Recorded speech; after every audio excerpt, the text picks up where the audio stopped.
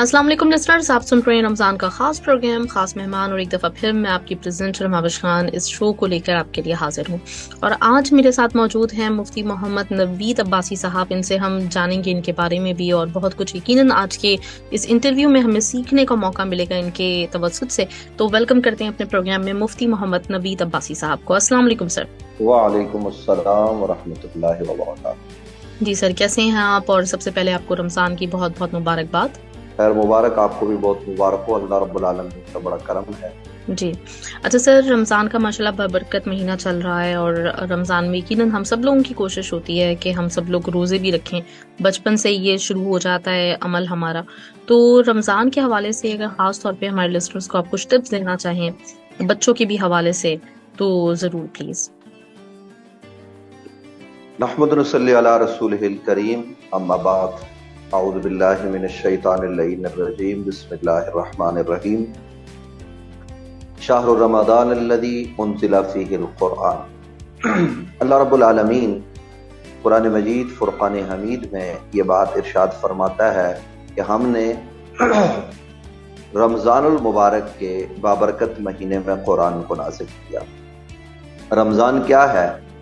कुरान मजीद फुरक़ान हमीद ने हमें बताया कि रमज़ान के रोज़े मुसलमानों पर फ़र्ज़ किए गए। या अय्युहल्लज़ीना आमनू कुतिबा अलैकुमुस्सियाम कमा कुतिबा अलल्लज़ीना मिन क़ब्लिकुम लअल्लकुम तत्तक़ून।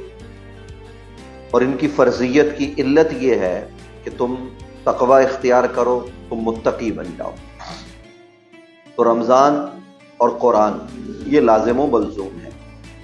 आक़ा करीम सल्लल्लाहु अलैहि वालिही वसल्लम ने रमज़ानुल मुबारक की बड़ी अज़मत को बयान किया है। जैसा कि हदीस सही है, नबी अलैहिस्सलाम ने फरमाया, मन सामा रमज़ाना ईमानन व एहतिसाबन गुफ़िर लहू मा तक़द्दम मिन दम्बि, कि जिसने रमज़ानुल मुबारक के रोज़े रखे ईमान के साथ अपना मुहासबा करते हुए, तो अल्लाह रब्बुल आलमीन उसके गुज़श्ता सारे गुनाहों को माफ़ फरमा देता है। तो रमज़ान बड़ी अज़मतों बड़ी बरकतों वाला महीना है, लेकिन इसके कुछ तकाज़े हैं। जैसा कि आपने अपनी गुफ्तगू में अभी बताया कि बच्चों के हवाले से रमज़ानुल मुबारक के जो तकाज़े हैं उनको हमें पूरा करना है। नबी अलैहिस्सलाम की ये भी हदीस है कि बहुत सारे लोग ऐसे हैं कि जो रमज़ानुल मुबारक में भूख और प्यास बर्दाश्त करते हैं, लेकिन उन्हें भूख और प्यास के सिवा कुछ नहीं मिलता। यानी वो लोग है ना झूठ छोड़ते हैं, ना फ्रॉड छोड़ते हैं, ना मिलावट छोड़ते हैं, ना दो नंबरी छोड़ते हैं। तो जाहिर है ऐसे लोग सिर्फ भूखा और प्यासा ही रहते हैं। तो इस बाब में गुजारिश ये है कि रमज़ान चूँकि रहमत का महीना है, बरकत का महीना है, गमखारी का महीना है, प्यार और मोहब्बत का महीना है, प्यार बांटने का महीना है, तो नबी अलैहिस्सलाम के फरमान को पेश नज़र रखना चाहिए कि हुज़ूर ने फरमाया, मल्लम यरहम सगीरना वलम युअक्किर कबीरना फलैसा मिन्ना। जो हमारे बड़ों का अदब नहीं करता, छोटों पर दस्ते शफकत नहीं रखता, उससे हमारा ताल्लुक नहीं। ताल्लुक नहीं मतलब क्या? कि वो हम में से नहीं है। तो जहां इस्लाम हमें बड़ों के अदब का दर्स देता है, वहां छोटों के सर पर दस्ते शफकत रखने का दर्स देता है।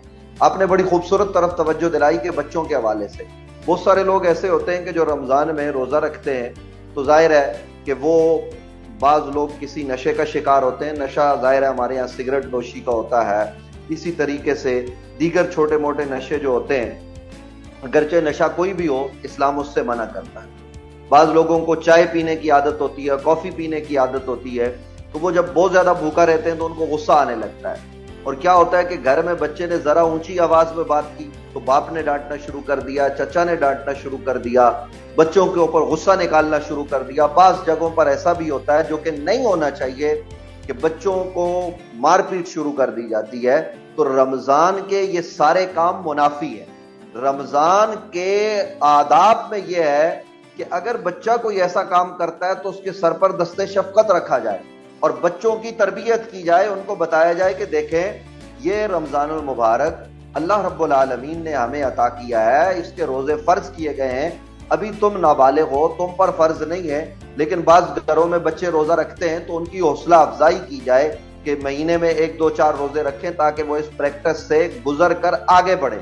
तो ये जो बच्चों पर तशद्दुद होता है, ये तो वैसे भी नहीं होना चाहिए सारा साल। माँ बाप क्या, उस्ताद को भी नहीं मारना चाहिए बच्चों को, مگر رمضان المبارک میں خاص اپنا غصہ روزے کا بچوں پر نکالنا یہ کہیں پر بھی درست عمل نہیں ہے۔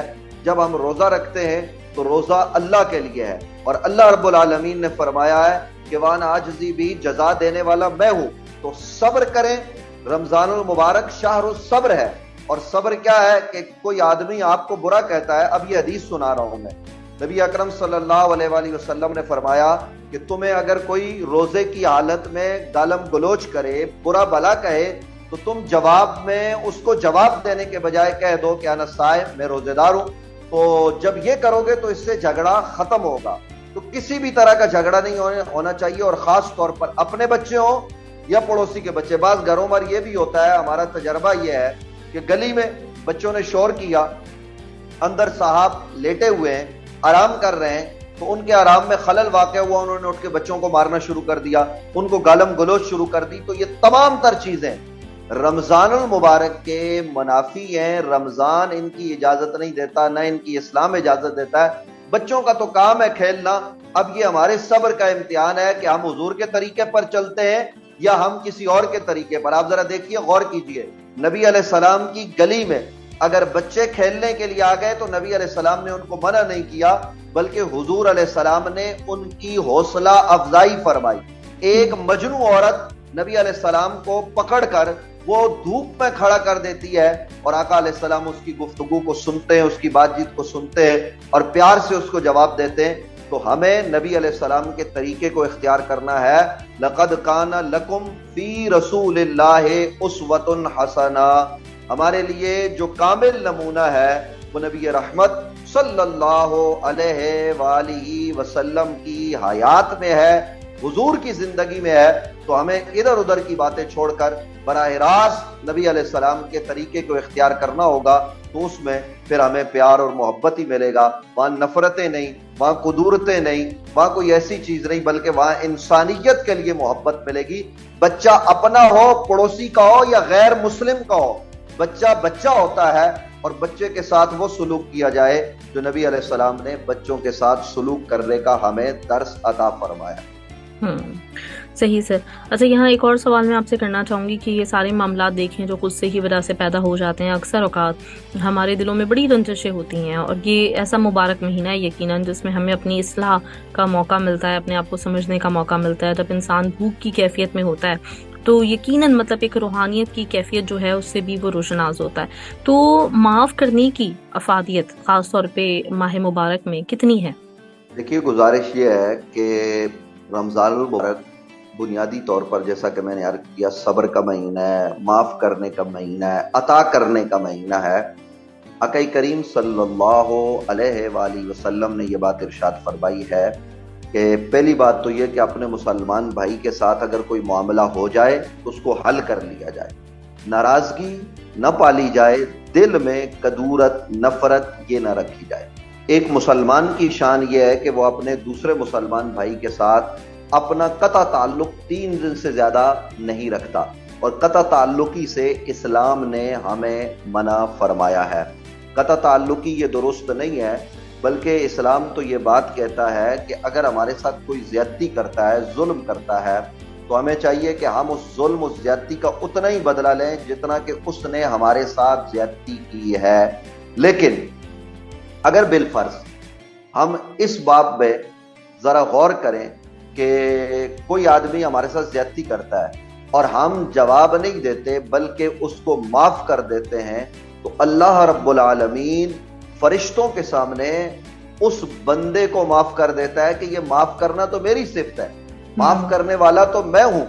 اور ظاہر ہے کہ بندے نے میرے طریقے کو اختیار کیا ہے، اور اپنے جیسے بندے کو، یعنی اپنے مسلمان بھائی کو میری وجہ سے، میری رضا کے لیے معاف کیا ہے، تو پھر اللہ ایسے بندے کے سارے گناہوں کو معاف فرما دیتا ہے۔ یہ احادیث میں، احادیث قدسیہ میں اور دیگر اقوال بزرگان سے یہ بات ہم تک پہنچی ہے۔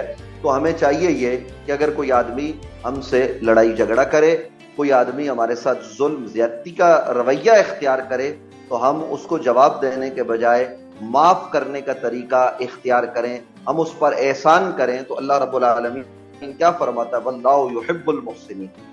اللہ رب العالمین کی بارگاہ میں حاضری کا مہینہ ہے، تو اس مہینے میں ہمیں کسی بھی طور پر اپنے قول و فعل سے کسی مسلمان بھائی کو نقصان نہیں پہنچانا چاہیے، نہ ہمارے ہاتھ سے، نہ ہماری زبان سے، نہ ہماری آنکھوں سے، نہ ہی ہمارے پاؤں سے کسی طور پہ نقصان نہیں پہنچنا چاہیے۔ اور یہ بات ذہن میں رکھیے گا، ہمارے ناظرین بھی اس بات کو غور سے سنیں کہ روزہ یہ صرف اور صرف بھوکا اور پیاسا رہنے کا نام نہیں ہے۔ ہماری آنکھوں کا روزہ ہے کہ وہ بے حیائی فحاشی والے کام نہ کرے، ہمارے ہاتھ کا روزہ ہے، اور یہ سارے سال کا ہوتا ہے اور رمضان میں خاص ہوتا ہے کہ ہمارا ہاتھ ظلم کے لیے آگے نہ بڑھے، اسی طرح سے ہمارے پاؤں گناہ کے لیے چل کر نہ جائے، ہمارے دماغ میں گناہ کی بات نہ آئے، ہم اپنے جسم کو سراپا روزے سے متصف کر دیں، یعنی روزے کے ساتھ خاص کر دیں۔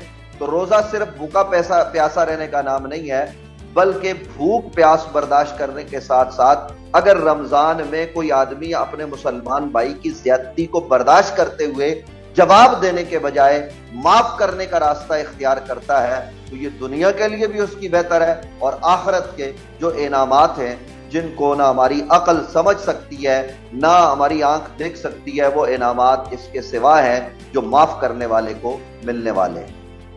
ماشاءاللہ۔ اچھا، ابھی معاف کرنے کا ذکر ہوا تو اس میں میرے ذہن میں جو ایک اور بات آئی وہ یہ کہ اس سے کچھ مطلب ملتی جلتی ہی ہے کہ توبہ کے کیا تقاضے ہوتے ہیں اور اصل توبہ کیا ہے؟ دیکھیے، توبہ جو ہے وہ توبہ اور استغفار اس کا تعلق بندے اور رب کے درمیان ہے۔ توبہ یہ اللہ کی بارگاہ سے ہوتی ہے، اور توبہ یہ آدمی وہ گناہ جو اللہ رب العالمین نے جس چیز سے منع کیا ہے ہم اس کو اختیار کرتے ہیں، اور جس کے کرنے کا حکم دیا ہے اس کو نہیں کرتے، تو یہ گناہ ہے۔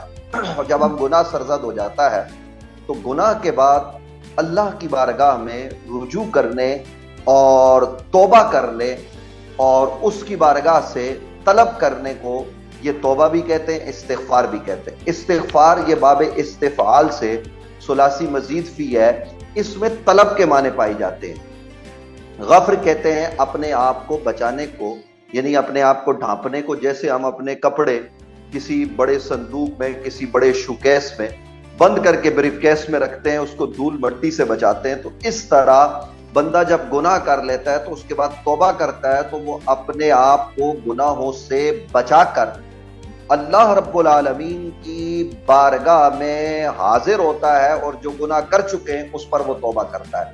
توبہ یہ بنیادی طور پر آئندہ گناہ نہ کرنے کا اللہ رب العالمین کی ذات کے ساتھ ایک عہد ہوتا ہے، ایک پیمان ہوتا ہے۔ یعنی ایک آدمی نے اپنی زندگی گناہوں میں گزاری ہے، تو اب اس کو موقع ملا ہے، اور یاد رہے کہ جب اللہ رب العالمین بندے کو توبہ کی توفیق دیتا ہے تو اسے توبہ کرنی چاہیے، اور پلٹ کے وہ گناہ جو اس نے پہلے کیا ہے وہ دوبارہ نہیں اختیار کرنا چاہیے۔ اللہ رب العالمین کی بارگاہ میں رجوع کرنا چاہیے، اور رجوع یہ الفاظ کا نام نہیں ہے، یہ بھی ذہن میں رہے کہ ہم جیسے الفاظ کے ذریعے توبہ کر دیتے ہیں کہ ہم نے توبہ کر دی، پکی توبہ کر لی، تو یہ زبان کا یہ کہنا یہ کافی نہیں ہوتا، بلکہ اس کے ساتھ تصدیق قلب، اور تصدیق قلب کے ساتھ ساتھ وہ تمام امور جو ہم نے پہلے کیے اب دوبارہ نہیں کرنے۔ اور جو آدمی سچی توبہ کرتا ہے تو حدیث ہے کہ سچی توبہ کرنے والا ایسا ہے کہ گویا اس نے کوئی گناہ کیا ہی نہیں، وہ گناہوں سے پاک ہو جاتا ہے۔ لیکن یہاں توجہ طلب اور غور طلب بات یہ ہے کہ میں کسی کے حق پر ڈاکہ ڈالوں، کسی کے کروڑہا روپے میں استعمال کر لوں، غصب کر لوں ظلم کے ذریعے، اور پھر میں کہوں کہ میں اللہ کی بارگاہ میں توبہ کروں گا تو اللہ مجھے معاف کر دے گا؟ نہیں۔ جب تک وہ ظلم ہم نے بندے سے معاف نہیں کروایا یا اس بندے کا حق ادا نہیں کیا، تب تک اللہ رب العالمین بھی بندے کا حق نہیں معاف فرماتا، اور اگر دنیا میں ہم نے اس کا حق نہیں دیا تو کل قیامت کے دن اس کا حق ہمیں دینا پڑے گا۔ اس لیے اس باب میں ہمیں پوری توجہ کے ساتھ کہ جب ہم کسی اپنے مسلمان بھائی کے ساتھ، ایون نان مسلم کے ساتھ بھی جب ہم کوئی زیادتی کرتے ہیں تو اس زیادتی کا پہلے ازالہ ہم نے یہاں دنیا میں اس بندے سے کروانا ہے، پھر اللہ سے مانگنا ہے۔ ہاں اللہ رب العالمین کے جو حقوق ہیں تو پروردگار اپنے حقوق معاف فرما دیتا ہے، لیکن حقوق العباد پہلے اس کے بندوں سے معاف کروانے پڑیں گے۔ اس لیے کہا گیا ہے کہ لوگوں پر ظلم مت کرو، اس لیے کہ جو لوگوں پر ہم نے ظلم کیا ہوتا ہے اس ظلم کو اللہ بھی معاف نہیں کرتا، وہ توبہ کے ذریعے بھی معاف نہیں ہو سکتے۔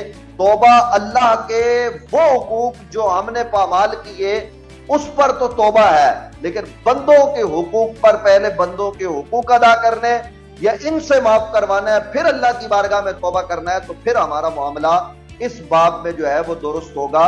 تو اس طرف ہمیں خاص طور پر توجہ کی ضرورت ہے کہ توبہ صرف توبہ نامہ نہیں ہونا چاہیے، بلکہ توبہ ہمارے قول و فعل، ہمارے کردار و عمل اور ہر چیز سے ہونی چاہیے۔ صحیح، بالکل صحیح۔ اچھا، توبہ جو ہے آپ نے اس کے بارے میں بتایا، تو سر استغفار کا کیا طریقہ ہونا چاہیے؟ مطلب ابھی خاص طور پہ جو ہیں وہ رمضان چل رہے ہیں، تو اس میں یہ بھی کہا جاتا ہے کہ جتنا ذکر کیا جائے، مطلب ہم عبادتیں کر رہے ہیں اس کے علاوہ بھی جتنا پاسبل ہو سکے اللہ تعالیٰ کا ذکر جاری رکھیں، تو اس میں ہم استغفار زیادہ سے زیادہ پڑھ سکتے ہیں۔ اور دوسری ایک چیز میں جو اور معلوم کرنا چاہ رہی ہوں، جیسے یہ کہا جاتا ہے کہ ہر مسئلہ تقریباً کسی بھی طرح کی پریشانی ہو، اس میں استغفار پڑھنا جو ہے وہ بہت ہی فائدہ مند رہتا ہے، اور استغفار ایک طرح سے ہر پریشانی کا حل ہے۔ لیکن بعض اوقات جب ہم پڑھ رہے ہوتے ہیں کچھ بھی جو ہم نے اپنے معمول بنا لیا ہوتا ہے، تو اس میں ہمارا ایک طرح زبان چلتی رہتی ہے، لیکن وہ اس طرح دل سے اقرار اس بات کا نہیں ہو رہا ہوتا۔ ہم لوگ جو ایک مطلب جو رٹی رٹائی دعا ہے، تو وہ اس طرح سے ہم پڑھتے رہتے ہیں، تو دل میں وہ کیفیت پیدا کرنا بھی ضروری ہے، یا پھر اگر مطلب ہم نہیں ایک طرح ہم کوئی کام کر رہے ہیں، ہمارا دھیان دوسری طرف بھی ہے اور ہم ساتھ میں چاہ رہے ہیں کہ اللہ کا ذکر بھی جاری رکھیں، تو کیا اس کا بھی اتنا ہی ثواب ہمیں ملے گا؟ دیکھیے، جو استغفار ہے، نبی اکرم صلی اللہ علیہ وآلہ وسلم نے فرمایا کہ کثرت سے استغفار کرو۔ خود روایات صحیحہ میں ہے کہ نبی علیہ السلام روزانہ 100 مرتبہ یا اس سے زائد استغفار فرماتے، لیکن یہ بات ذہن نشین رہنی چاہیے کہ انبیاء وہ ہیں جو معصوم عن الخطا ہوتے ہیں۔ تو نبی علیہ السلام کا یہ استغفار کرنا امت کی تعلیم کے لیے تھا کہ میری امت استغفار کرے، توبہ کرے۔ لیکن استغفار میں نے پہلے عرض کیا توبہ کے حوالے سے بھی کہ یہ الفاظ کے چناؤ کا نام نہیں ہے۔ قرآن مجید فرقان حمید کی آیات جو ہمیں بتائی گئی یا جو احادیث میں دعائے معصورہ وارد ہوئی ہیں، ان کا پڑھنا وہ کار ثواب ہے۔ یعنی ہم کہتے ہیں استغفر اللہ ربی من کل ذنب واتوب الیہ، تو ہم استغفار کرتے ہیں، معافی کی طلب کرتے ہیں اپنے ذنب سے اور توبہ کرتے ہیں۔ تو یہ جو زبان سے الفاظ ہیں ان کا بھی فائدہ ہے، ایسا نہیں ہے کہ ان کا فائدہ نہیں ہے، لیکن زبان کے ساتھ ساتھ اقرار باللسان کے ساتھ ساتھ اسلام یہ بھی کہتا ہے کہ تصدیق بالقلب ہو۔ یعنی میں بالفرض آپ کی خدمت میں عرض کروں کہ میں توبہ اور استغفار کر رہا ہوں اپنے اس گناہ پر کہ میں نے اپنے مسلمان بھائی کو زیادتی کرتے ہوئے 2 زائد تھپڑ رسید کر دیے، یا اس کا مال اپنے ہاتھ سے اٹھا کر غصب کر کے کھا لیا، تو اب میں توبہ اور استغفار کرنے لگ جاؤں، تو پہلے تو یہ ہے کہ میں صدق کے دل سے نادم ہو جاؤں کہ جو میں نے یہ کیا یہ غلط کیا، اور اس غلطی کے بعد میں اس مسلمان بھائی کو اس کا حق ادا کروں، اس سے معافی کا خواستگار ہو کر پھر ندامت کے ساتھ اللہ کی بارگاہ میں حاضر ہو جاؤں۔ اور ندامت کیا ہے کہ میرے آنسو بہے اور میں آنسو بہا کر نوافل پڑھ کر پورے صدق دل کے ساتھ اپنے آپ کو اللہ کی بارگاہ میں پیش کروں۔ آپ ذرا غور کیجئے، ہم جو نماز پڑھتے ہیں، ہم جو عبادت کرتے ہیں، تو نبی رحمت صلی اللہ تعالی علیہ وآلہ وصحبہ وبارک وسلم آپ نے اس باب میں کیا فرمایا ہے؟ ذرا ہم غور تو کریں، ہم توجہ تو کریں کہ نبی اکرم صلی اللہ علیہ وآلہ وسلم ہماری کس طرح سے رہنمائی فرما رہے ہیں، تو تب جا کر ہم اپنے آپ کو بہتر کر سکتے ہیں، ہم آگے بڑھ سکتے ہیں، ہمارا نظام بہتر ہو سکتا ہے۔ تو ہمارے زبان کے ساتھ ساتھ ہمارا جو قلب ہے وہ بھی ساتھ ہو۔ اور پھر نبی علیہ السلام نے جو عبادت کے باب میں فرمایا کہ انت عبد اللہ کأنک ترا فإن لم تکن تراک فإنہ یراک، کہ تم اللہ کی عبادت ایسے کرو جیسے اللہ رب العالمین کو دیکھ رہے ہو۔ اور اگر یہ نہیں کر سکتے تو یہ کرو کہ اللہ تمہیں دیکھ رہا ہے۔ تو پہلی بات تو یہ ہے کہ جب ہمارا یہ تصور ہوگا تو ہم سے گناہ نہیں ہوگا، اور اگر گناہ ہو گیا بتقاضائے بشریت تو پھر یہ نہیں کہ ہم جو ہے نا وہ معمول کے مطابق اپنی انگلیاں چلائیں اور ہم زبان سے الفاظ ادا کریں تو اس کی وجہ سے ہمیں جو ہے نا وہ معافی ملے گی۔ یہ نہیں ہو سکتا، بلکہ الفاظ کے ساتھ ساتھ ہمارے قلب و اذہان یہ بھی ملے ہوئے ہوں، ہماری آنکھ سے پانی بہ رہا ہو، آنسو بہ رہے ہوں، تو پھر اللہ رب العالمین ایسے معاف کرتا ہے کہ نبی رحمت صلی اللہ علیہ وآلہ وسلم کا یہ فرمان بھی ہمارے پیش نظر ہونا چاہیے کہ بندہ مومن کی آنکھ سے جو خوف خدا سے آنسو نکلتا ہے وہ رخسار پر بعد میں بہتا ہے، پروردگار اپنے اس بندے کو پہلے معاف فرما دیتا ہے۔ یہ قطرہ اللہ کو بڑا پسند ہے، تو ہم جب یہ کام کریں کہ استغفار کریں، توبہ کریں، تو نوافل پڑھ کے مسجد میں یا گھر کے کونے میں ہم اپنے آپ کو اللہ کی بارگاہ میں پیش کر دیں، اور ایسے بن جائیں کہ جیسے ایک بچہ چھوٹا کچھ سال کا اپنی ضد کے لیے، اپنی بات منوانے کے لیے اپنی ماں کے سامنے وہ گڑ گڑاتا ہے، وہ روتا ہے، تو وہ چیز جو ماں اسے نہیں دینا چاہتی بالآخر وہ دینے پر تیار ہو جاتی ہے، تو ہم اس سے کہیں زیادہ اللہ کی بارگاہ میں گڑ گڑائیں، روئے، یہاں تک کہ پروردگار ہمارے گناہوں کو معاف فرما دے۔ اور رمضان المبارک اسی لیے آیا ہے کہ ہم رمضان المبارک کے دن میں روزہ رکھیں، محنت کریں، نماز پڑھیں، اور رات کو اٹھ کر اس کی عبادت کریں، شب بیداری کریں، اور شب بیداری کر کے اس پروردگار سے مانگے رات کی تنہائی میں جب ساری دنیا سو رہی ہوتی ہے، ہم اپنے آپ کو بستر سے الگ کر کے اس کی بارگاہ میں کھڑا کر کے اپنے آپ کو اس کی بارگاہ سے طلب کریں۔ جب ہم اس سے طلب کریں گے تو وہ کیا کہتا ہے، آپ ذرا غور کیجئے کہ یہ بابرکت راتیں ہیں رمضان المبارک کی۔ وہ پروردگار کہتا ہے کہ رات کو پچھلے پیر میں اپنی شان کے لائق آسمان دنیا پر جلوگر ہوتا ہوں، اور میں اپنے بندوں سے پوچھتا ہوں حل من مستغفر، ہے کوئی مجھ سے مغفرت طلب کرنے والا، استغفار کرنے والا کہ میں اسے معاف کر دوں؟ تو جو اس وقت معافی طلب کر رہا ہوتا ہے تو پروردگار اسے معاف فرما دیتا ہے۔ تو ہمیں یہ صرف وظیفے کے طور پر نہیں بلکہ قلب کو، ذہن کو، اپنے آپ کو رب کی بارگاہ میں پیش کرنا، اور پھر زبان سے الفاظ کی ادائیگی وہ اثر رکھتی ہے کہ پھر وہ اللہ ہمارے گناہوں کو معاف فرما دیتا ہے۔ لیکن اس کے لیے ہمیں الفاظ کے ساتھ ساتھ ہمیں اپنے معاملات کو بھی بہتر کرنے کی ضرورت ہے۔ ہمیں رمضان المبارک کے ان بابرکت ایام میں جو گھڑیاں، یعنی آپ ذرا غور کیجئے کہ نبی رحمت صلی اللہ علیہ وآلہ وسلم نے کیا فرمایا۔ حضور نے یہ فرمایا کہ رمضان المبارک میں جو عام دنوں میں بندہ فرض ادا کرتا ہے تو رمضان المبارک میں اس فرض کو بڑھا کر 70 فرائض کے برابر کر دیا جاتا ہے، اور عام دنوں کا نفل رمضان میں وہ فرض کے برابر ہو جاتا ہے۔ یعنی رمضان المبارک میں جو کام آپ کرتے ہیں اس کا اجر و ثواب کئی گنا بڑھا دیا جاتا ہے۔ تو اس موقع پر ہم اپنے لیے بھی مانگیں، امت مسلمہ کے لیے بھی مانگیں۔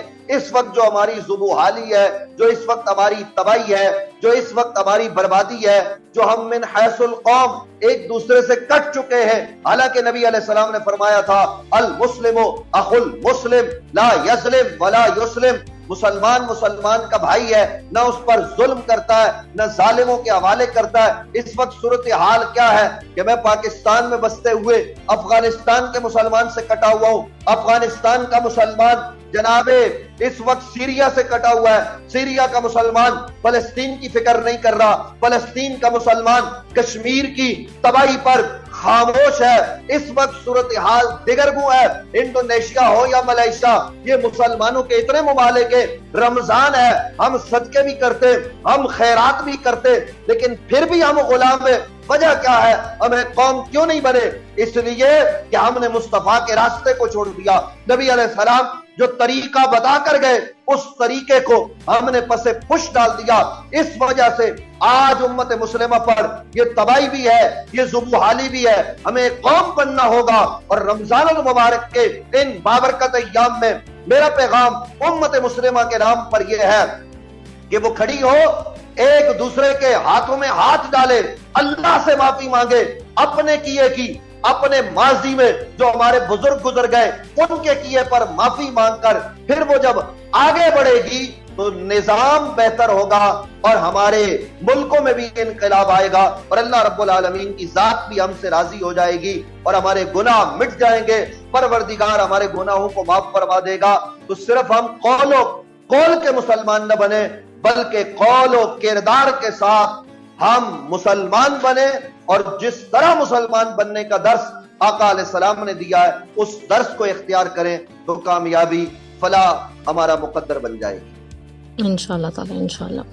جی سر، ایک سوال جو میں اور کرنا چاہ رہی ہوں کہ ہمارے اگر دیکھیں معاشرے میں تو کچھ طبقات ایسے بھی پائے جاتے ہیں جو ایک طبقہ جو ہے وہ یقیناً حقوق اللہ کے حساب سے عبادتوں میں مشغول رہتا ہے، لیکن بعض اوقات ہم نے دیکھا کہ کبھی کبھار ایسا بھی دیکھنے میں آتا ہے کہ وہ اپنے تمام فرائض تو پورے کر رہے ہوتے ہیں لیکن جب حقوق العباد کی بات آتی ہے تو تھوڑا سا کچھ معاملہ ویسا نہیں ہوتا جیسے آپ نے بھی کہا کہ ہونا چاہیے۔ اسی طریقے سے ایک طبقہ وہ بھی ہے جو صرف انسانیت کی بات کرتا ہے، جو صرف یہ بات کرتا ہے کہ حقوق العباد جو ہیں وہ موسٹ امپورٹنٹ ہیں اور اس کے اوپر ہمیں زیادہ فوکس کرنا چاہیے۔ جو کسی کو بھوکے کو کھانا کھلا دیتا ہے، جو یہ کر دیتا ہے، وہ اس سے بہتر ہے کہ پوری رات جو ہے وہ نفل نمازیں ادا کرتے رہیں۔ تو یہ بیلنس ہم کیسے قائم کریں اور اس کے بارے میں اسلام کا کیا کہنا ہے، کیا حکم ہے؟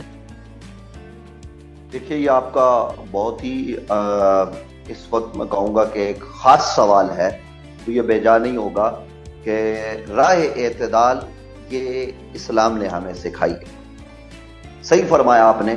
ایک طبقہ یہ کہتا ہے کہ جناب چھوڑیے عبادت کو، قربانی کے دن آتے تو وہ کہتے ہیں جانوروں کو ذبح کیوں کر رہے ہو، یہ جو اتنے پیسے جانور پر خرچ کیے یا آپ اللہ کی مخلوق کی مدد کر دیں، ماہ محرم الحرام میں آپ نیاز کیوں کرتے ہو، یہ لوگوں کو کپڑے پہنا دو، باقی ایام میں آپ یہ کام کیوں کرتے ہو، آپ جو ہے نا وہ غریب کی شادی کروا دیں، بس اس میں زیادہ ثواب ہے، رمضان میں آپ سحر و افطاری کیوں کرواتے ہیں، آپ جو ہے نا وہ غریبوں کے گھروں پر راشن پہنچا دیں، یہ باتیں ہوتی رہتی ہیں۔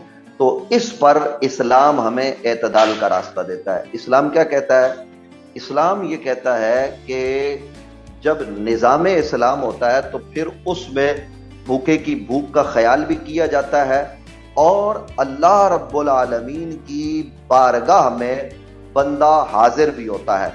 دن کو وہ لوگوں کی خدمت کرتا ہے اور رات کو وہ رب کو مناتا ہے۔ تو یہ جو صرف ایک طرف کی بات ہوتی ہے، اچھا یہ صرف ایک طبقہ تو وہ ہے نا جو یہ کہتا ہے جانوروں کو کھلاؤ، پرندوں کو کھلاؤ، اور دوسرا طبقہ کیا ہے، وہ کہتا ہے ان چیزوں میں کچھ نہیں رکھا، آپ اللہ اللہ کریں، آپ نکل جائیں، گھر کو بھی چھوڑ دیں، بیوی کو بھی چھوڑ دیں، تو ہم عبادت کرتے ہیں۔ تو جناب یہ نہیں ہے اسلام کا نظام، نہ اسلام میں رہبانیت ہے اور نہ ہی اسلام میں یہ نظام ہے کہ ہم اللہ کو چھوڑ کے جناب صرف دنیا کے بن جائیں، ہم سیکولر بن جائیں۔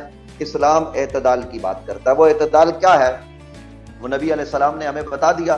اسلام کہتا ہے کہ محنت کرو، اپنے بچوں کو پالو، اپنے پڑوسیوں کے حقوق ادا کرو۔ کتنے حقوق نبی علیہ السلام نے پڑوسی کے بیان کیے ہیں کہ صحابہ کہتے ہیں ہمیں یہ گمان ہونے لگا کہ حضور پڑوسی کو وراثت میں ہمارا جو ہے نا وہ حقدار نہ بنا دیں، یعنی اتنے پڑوسیوں کے حقوق بیان کیے حضور علیہ السلام نے۔ تو آج جہاں اسلام پڑوسی کے حقوق کی بات کرتا ہے وہاں کہتا ہے اللہ کا بھی حق ادا کرو، رات کو اٹھ کر 2 نفل پڑھ لو۔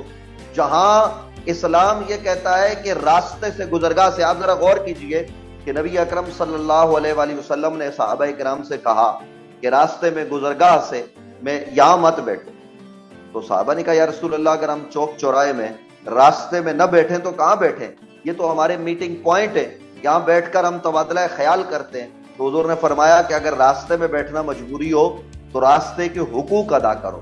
راستے کے حقوق کیا ہے؟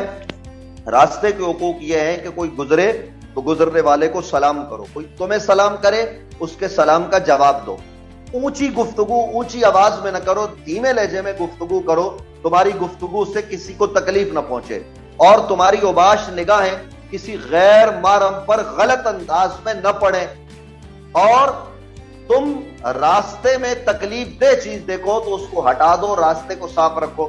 اب آج ایک طبقہ وہ ہے جو ان باتوں پر عمل کرتا ہے۔ اسلام کہتا ہے یہ بھی کرو، اور انہی صحابہ کرام अलैहिम रिदवान को नबी अलैहिस्सलाम ने फरमाया जब जरूरत पड़े तो मैदान जिहाद में उतरो, जब आप रात को आखिरी पैर उठो तो इबादत करो अल्लाह की।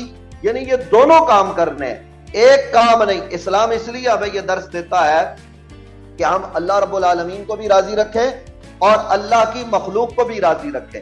और इस्लाम में ये दोनों चीजें, आप जरा गौर कीजिए कि जब हम मखलूक खुदा की खिदमत करते हैं तो मखलूक का खालिक इस बात से हम पर खुश होता है, राजी होता है। यानी यहां तक कि हम अगर किसी के गुनाह पर पर्दा डालते हैं तो ये हदीस में आपके गोश गुजार करूं, यानी मैंने किसी का ऐब देखा, उस आदमी के अंदर ऐब है, अब ये उसका और रब का मामला है, मेरा ये काम नहीं कि मैं उसकी तशहीर करता फिरूं, वो जाने, उसका रब जाने।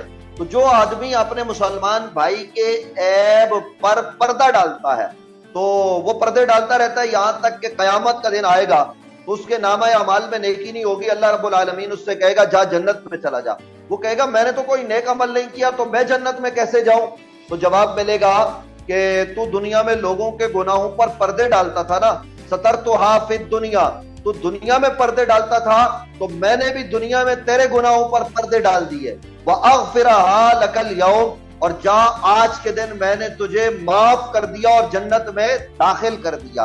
तो हमें दुनिया में रहते हुए हमारे, मैंने पहले भी अर्ज किया, अभी बारे दिगर अर्ज करता हूं कि हमारी जुबान से भी किसी को तकलीफ नहीं पहुंचनी चाहिए। एक ये निजाम है और दूसरी तरफ रात की तन्हाई में हम अल्लाह को भी राजी करें, क्योंकि परवरदिगार हमारा वो है, खालिक वो है, मालिक वो है, पैदा हमें उसने किया है। तो बैलेंस ये है कि रब के कुरान पर अमल किया जाए। जो रब्बुल आलमीन ने कुरान मजीद फुरकान हमीद में हमारी रहनुमाई की है, अगर हम उसको इख्तियार कर लें तो वहां जानवरों के हुकूक भी हैं, वहां इंसानों के हुकूक भी हैं, वहां काफिरों के हुकूक भी हैं, वहां जिम्मी काफिर के हुकूक भी हैं, वहां हरबी काफिर के हुकूक भी हैं। नबी अकरम सल्लल्लाहु अलैहि वसल्लम जिहाद पर मुसलमानों को भेज रहे हैं और क्या कह रहे हैं कि जब तुम जिहाद के लिए जाओ तो तुम्हें ले लाते हुए खेत नजर आएंगे, सरसब्ज़ो शादाब बागात नजर आएंगे, तो तुम खेतों को, दरख्तों को, बागात को नुकसान ना पहुंचाना। तुम्हारे सामने औरतें आ जाएं तो उन पर हाथ ना उठाना, बच्चों को कुछ ना कहना। और ये जो राहिबीन होते हैं जो तरके दुनिया करके यानी गैर मुस्लिमों की इबादतगाहों के मुतवल्ली, उनको भी कुछ ना कहना, बूढ़ों को कुछ ना कहना, जो तुम्हारे मुकाबले में आए उससे जंग करना। ये नबी अलैहिस्सलाम हरबी काफिर के हुकूक बयान कर रहे हैं, जिम्मी काफिर के भी हुकूक हैं। अगर हम इस्लाम को, जो इन्न दीना इंदल्लाहिल इस्लाम है, यानी अल्लाह का पसंदीदा दीन है, अगर हम उस पर चले गए तो दुनिया भी हमारी कामयाब और कामरान है और आखिरत भी। तो बैलेंस जो आपने फरमाया वो कुरान पर अमल है, उस कुरान में अल्लाह के हुकूक भी हैं, अल्लाह के बंदों के हुकूक भी हैं, अपने घर के हुकूक भी हैं, अपने बीवी बच्चों के हुकूक भी हैं, हर तरह के हुकूक हैं। और हम अगर उस पर अमल करेंगे तो हम दुनिया और आखिरत दोनों में कामयाब और कामरान हो जाएंगे इंशाल्लाह इंशाल्लाह। और सर बस लास्ट क्वेश्चन आपसे ये है कि जब ज़कात दी जाती है रमज़ान में, तो इसमें ये देखने में आया है कि अक्सर लोग जैसे पूछ लेते हैं कि आपको ज़कात दे सकते हैं, तो क्या ये पूछना ज़रूरी है? मतलब उनकी हो सकता है कि इज़्ज़त नफ्स मजरू हो, तो उसके बगैर और रमज़ान के महीने के अलावा लोगों की अगर ज़कात के अमाउंट से मदद करना चाहें तो क्या सही है ये? देखिए, ये आपने अच्छा सवाल किया कि ज़कात ये मालदार लोग जिनको अल्लाह रब्बुल आलमीन ने साहिब निसाब बनाया है वो ज़कात अदा करते हैं। तो जिस पर ज़कात अदा करना फ़र्ज होती है वो अपने माल की ज़कात अदा करता है। ज़कात के लिए रोज़ाना हर महीना ये शर्त नहीं है, बल्कि ज़कात के फ़र्ज होने के लिए हौलाने हौल यानी माल पर साल का गुजरना ये शर्त है। जब साल गुजर जाएगा तो ज़कात फ़र्ज होगी। तो अब हमारे यहाँ लोग क्या करते हैं कि ज्यादातर रमजान में अदा करते हैं। वही बात जो मैंने पहले अर्ज की कि रमजान में चूंकि सवाब ज्यादा होता है तो इसलिए लोग रमजान में अदा करते हैं, वगरना शाबान में, रजब में, मुहर्रम में, सफर में, रबीउल अव्वल में, रबीउल सानी में, जमादियुल अव्वल में, जमादियुल सानी में, ज़िक़ाद में, ज़िलहज में, जब चाहे शवाल में ज़कात अदा कर सकते हैं। लेकिन अगर कोई आदमी रमजान में अदा करता है तो तब भी और गैर रमजान में अदा करता है तब भी زکوٰۃ وہ اس کو ادا کرے گا جو قرآن مجید فرقان حمید نے مصارف بیان کیے، انما الصدقات للفقراء والمساکین والعاملین علیہا والمؤلفۃ قلوبہم وفی الرقاب والغارمین فی سبیل اللہ ابن سبیل۔ یہ جو قرآن نے مصارف زکوٰۃ بیان کیے ان کو ادا کریں گے۔ سب سے پہلے حقدار ہمارا بھائی ہے، وآت ذی القربى حقہ، اگر بھائی کو دیں گے اور یا بہن کو دیں گے تو دے سکتے ہیں، ماں باپ کو زکوٰۃ نہیں دی جا سکتی، اپنی اولاد کو نہیں دی جا سکتی۔ اس کے بعد زکوٰۃ جب آپ دے رہے ہیں مال زکوٰۃ، تو مال زکوٰۃ میں آپ کی نیت ہونی چاہیے کہ میں زکوٰۃ ادا کر رہا ہوں۔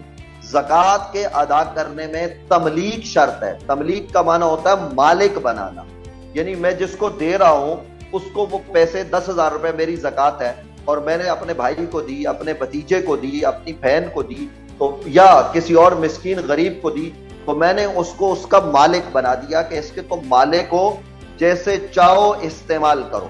مالک بنانا شرط ہے۔ بعض لوگ کیا کرتے ہیں کہ کہتے ہیں ہم نے کھانا بھجوا دیا، کھانا زکوٰۃ کے پیسوں سے بھجوا دیا، لہذا جو ہے نا وہ زکوٰۃ ہو گئی، تو ایسا نہیں ہوتا۔ بعض لوگ کیا کرتے ہیں، دیکھیے زکوٰۃ میں مالک بنانا شرط ہے۔ بعض لوگ کیا کرتے ہیں کہ کسی مردے کی تدفین میں مال زکوٰۃ دے دیتے ہیں، کھانے کے طور پر دے دیتے ہیں، تو کھانے میں راشن دے کر مالک بنانے سے تو زکوٰۃ ہو جاتی ہے، لیکن 20 لوگوں کو بٹھا کر کھانا کھلانے سے زکوٰۃ ادا نہیں ہوگی۔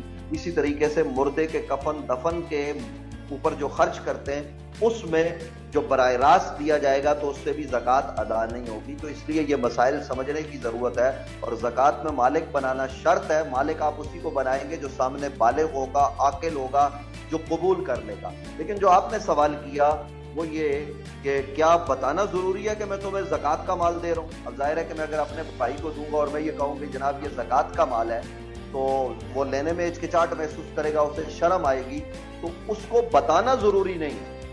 یعنی یہ کہہ کر کہ جناب یہ پیسے تم رکھ لو، میری نیت ہوتے ہے دل کے ارادے کا نام۔ تو جو دل میں ارادہ ہے وہ یہ ہے کہ میں زکوٰۃ ادا کر رہا ہوں، اس کو بولا کہ یہ پیسے رکھ لو، بس یہ تمہارے ہو گئے، تو زکوٰۃ ہو جائے گی۔ زکوٰۃ کے دیتے وقت یہ بتانا ضروری نہیں ہے کہ جناب یہ زکوٰۃ کے پیسے اور تم میں دے رہا ہوں، آپ اس کو ویسے دے دیں، تو آپ کی نیت یہ ہو کہ زکوٰۃ ہے تو زکوٰۃ ادا ہو جائے گی۔ صحیح ہے سر، بہت بہت شکریہ، تھینک یو سو مچ۔ آپ نے بہت اچھی طریقے سے بہت سارے مسائل جو ہیں وہ ہمیں سمجھائے، اور اللہ تعالیٰ آپ کو بہت خوش رکھے۔ ماشاءاللہ سے بہت اچھی طرح آپ نے سارے مسائل پہ روشنی ڈالی۔ بہت بہت شکریہ سر، تھینک یو، السلام علیکم۔